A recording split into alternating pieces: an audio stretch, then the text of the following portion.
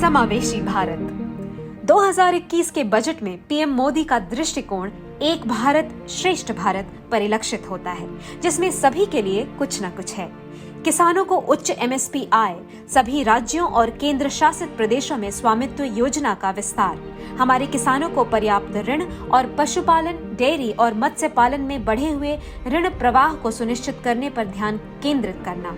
Budget 2021 वास्तव में भारत की विकास यात्रा में अन्नदाताओं का मूल्य और भूमिका का एहसास कराता है।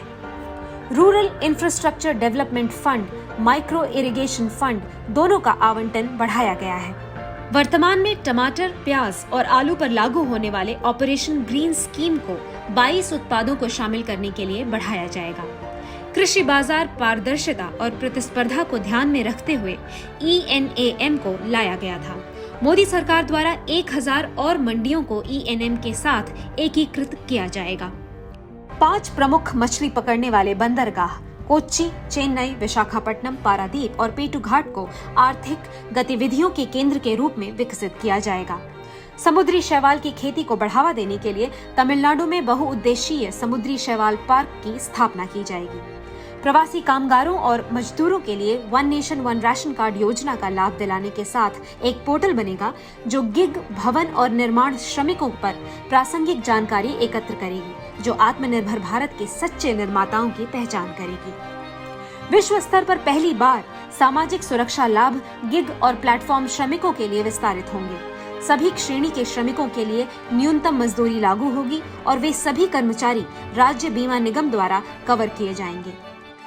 महिलाओं को पर्याप्त सुरक्षा के साथ सभी श्रेणियों में और रात की पाली में काम करने की अनुमति होगी। विकास और वृद्धि के एक सूत्र में भारत की लंबाई और चौड़ाई को बांधते हुए तमिलनाडु से केरल तक, पश्चिम बंगाल से असम तक, आंध्र प्रदेश से महाराष्ट्र, कर्नाटक, गोवा और जम्मू कश्मीर तक कई इंफ्रास्ट्रक्चर परियोजनाएं शुरू की जाएंगी। एक गैस पाइपलाइन परियोजना जम्मू और कश्मीर के केंद्र शासित प्रदेश में शुरू की जाएगी और लेह में एक केंद्रीय विश्वविद्यालय भी स्थापित किया जाएगा। जल जीवन मिशन शहरी लॉन्च किया जाएगा, जो 2.86 करोड़ घरेलू नल कनेक्शन के साथ सभी 4378 शहरी स्थानीय निकायों में पानी की आपूर्ति करेगा। साथ ही साथ अमृत शहरों में तरल अपशिष्ट प्रबंधन भी करेगा। किफायती घरों की आपूर्ति को बनाए रखने के लिए बजट 2021 का प्रस्ताव है कि किफायती आवास परियोजनाएं एक और वर्ष के लिए कर अवकाश का लाभ उठा सकती हैं, यानी 31 मार्च 2022 तक। स्वच्छ भारत मिशन को आगे बढ़ाते हुए संपूर्ण मल प्रबंधन, जल उपचार, कचरे का स्रोत अलगाव, एकल उपयोग प्लास्टिक में कमी, वायु प्रदूषण में कमी और अपशिष्ट पर ध्यान केंद्रित किया जाएगा। महिलाओं को रात में काम करने की अनुमति दी जाएगी। बच्चों और छोटी लड़कियों को पोषण मिलेगा। हमारे आदिवासी क्षेत्रों में 750 एकलव्य मॉडल आवासीय विद्यालय खोले जाएंगे। नौजवानों को रोजगार सुलभ होगा और 1 करोड़ से अधिक लाभार्थियों को कवर करने के लिए उज्ज्वला योजना का विस्तार किया जाएगा। वन इंडिया, वन मिशन, आत्मनिर्भर भारत।